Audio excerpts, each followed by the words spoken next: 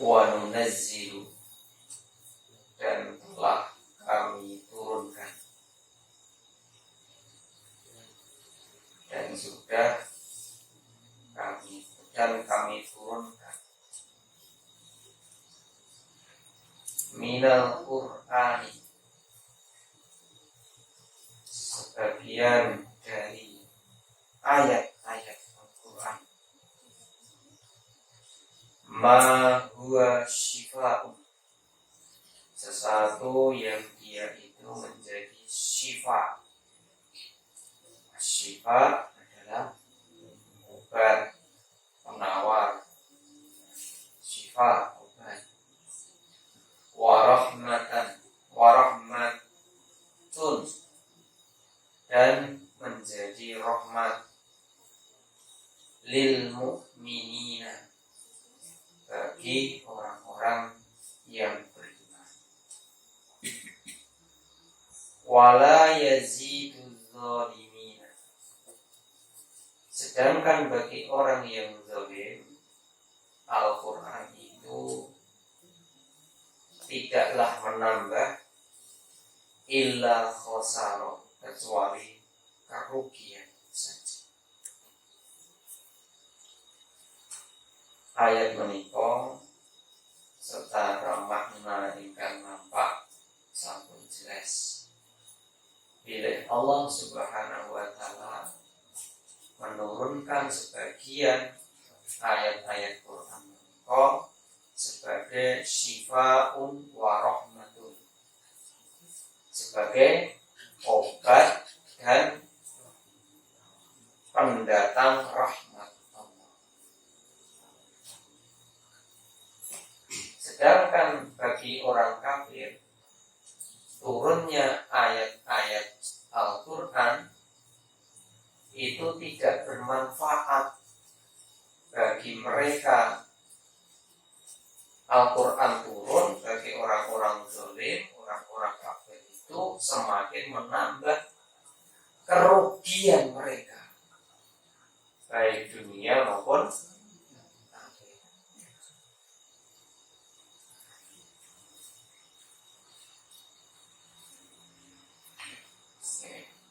Bagi orang yang zalim yang dimaksud adalah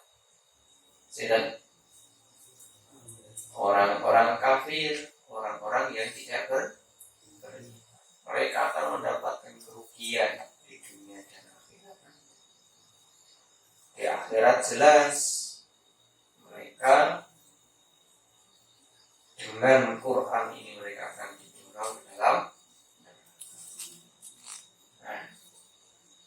Al-Quran niku saking kalimat qara'a, yaqra'u Qur'anan, ingkang maknanipun adalah sesuatu yang dibaca. Maknanya Al-Quran adalah sesuatu yang dibaca. Maka ada syariat, ada ibadah yang disebut membaca Al-Quran. Tahu ataupun tidak maknanya, tapi membacanya dinilai oleh Allah sebagai ibadah. Sehingga membaca Al-Quran menikmati ada wonten bapak kan kedah dipun jagi, karena dia merupakan satu bentuk ibadah. Dipun definisikan, diartikan, Al-Quran itu adalah kalam Allah. Kalam itu perkataan. Kalam Allah yang merupakan mukjizat yang diwahyukan kepada Nabi Muhammad. Ditulis di dalam mushaf dan diriwayatkan dengan mutawatir. Diriwayatkan dengan mutawatir itu diajarkan dari pendahulunya hingga sekarang itu secara berurutan dan banyak. Itu jenenge mutawatir. Mutawatir itu ada loh. Umpama Nabi Muhammad mengajarkan Al-Quran kepada sahabat Abu Bakar. Sahabat Abu Bakar mengajarkan kepada putranya Abu Bakar mengajarkan sampai kita hari ini. Nabi Muhammad juga mengajarkan Quran kepada Umar bin Khattab mengajari orang terus sampai akhir zaman nanti. Dan itu saking katai jalur pengajaran itu sampai tidak terhitung. Maka itulah yang disebut dengan mutawatir. Hadis disebut mutawatir itu karena saking banyaknya yang mengajarkan, saking banyaknya yang mendengar saking Rasulullah Shallallahu Alaihi Wasallam. Nah ini jenis mutawatir. Watah sing ngajene kapan sing iso. Nah di dalam membaca Al-Qur'an ini jane nggih enten sing jenenge sanad. Sanad itu berarti belajar Al-Qur'an melalui guru sampai nyambung sampai Rasulullah Shallallahu Alaihi Wasallam. Dan yang paling belakang ya, membacanya adalah ibadah. Seperti mana sabda Nabi Shallallahu Alaihi Wasallam, pahala bagi orang yang membaca Al-Quran, setiap satu hurufnya dibalas dengan 10 kebaikan. Tidak disebut satu huruf kalimat alif lam mim, tapi alif satu huruf, lam satu huruf, mim satu huruf. Bukti dalil bahwasanya membaca Al-Quran itu adalah dinilai ibadah oleh Allah Subhanahu.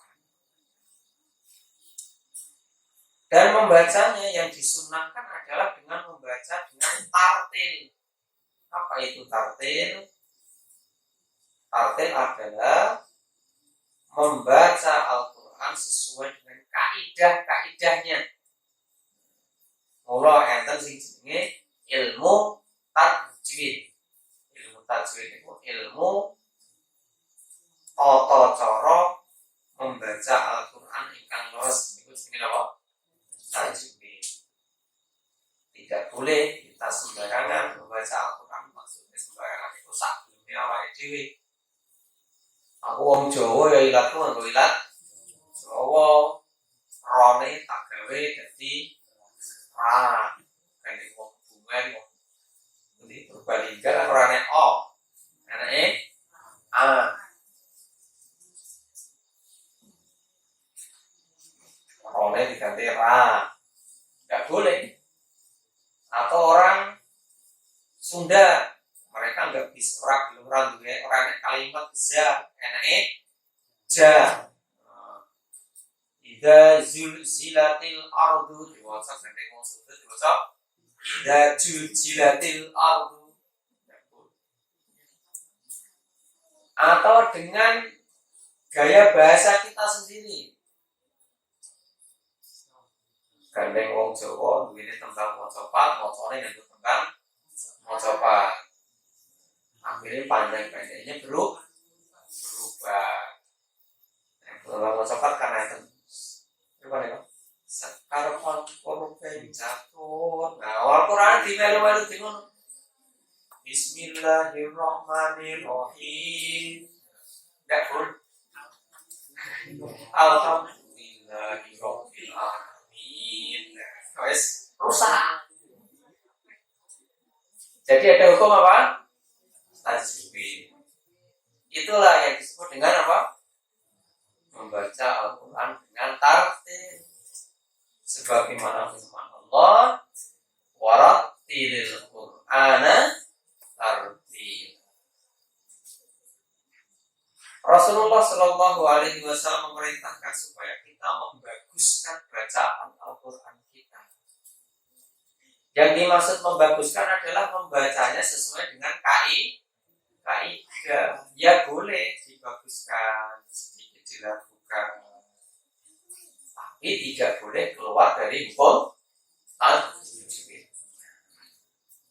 Boleh kita membaca misalnya sing lancar Alhamdulillahirabbil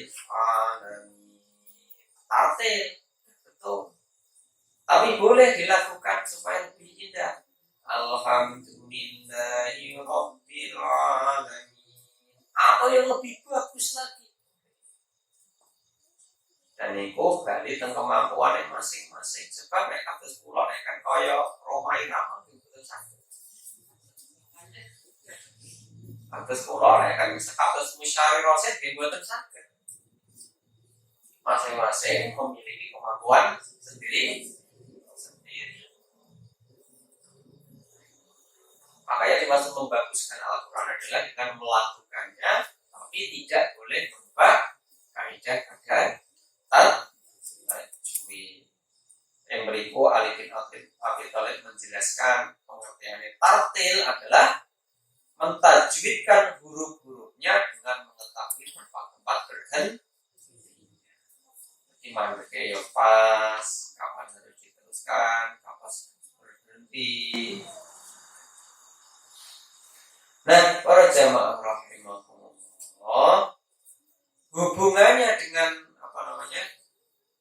dengan kesehatan, masya Allah, ternyata di dalam Quran sendiri disebutkan sebagian dari Al-Quran ini adalah apa? Sebagai obat, bukan hanya obat penyakit hati, tapi juga obat penyakit fisik. Tidak hanya obat hati, tetapi juga obat fisik.